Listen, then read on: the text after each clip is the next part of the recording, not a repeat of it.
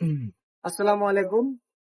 সবাইকে আবারও আপনার মোবাইলের পক্ষ থেকে জানাই আন্তরিক শুভেচ্ছা ও অভিনন্দন। আপনারা দেখতে পাচ্ছেন যে আমার 22 বছরের সার্ভিস ক্যারিয়ারের মধ্যে এই যে দেখতে পাচ্ছেন আইফোনের মধ্যে আঠা দেয় আমি কখনো এটা জানি না।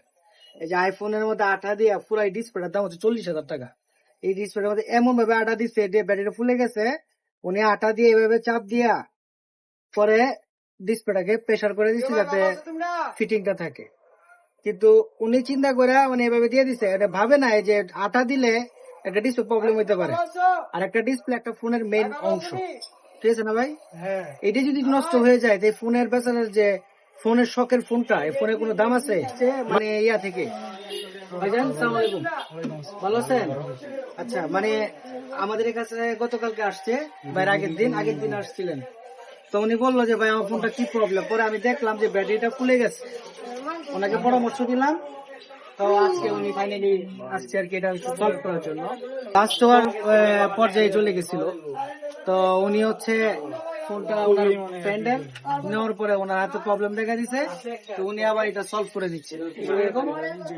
তো আপনি মোবাইলের সঙ্গে যে আসছেন বা কেউ আপনাকে পরামর্শ দিচ্ছে কিনা আসার জন্য, তো আইসা আপনার আমার কথা কাজে কি মিল পাইছেন? ব্যাটারি প্রবলেম বলছিলাম, এটা পাইছেন? তো ওনার একটু বাস্তব সাক্ষাৎকার নিতে পারেন।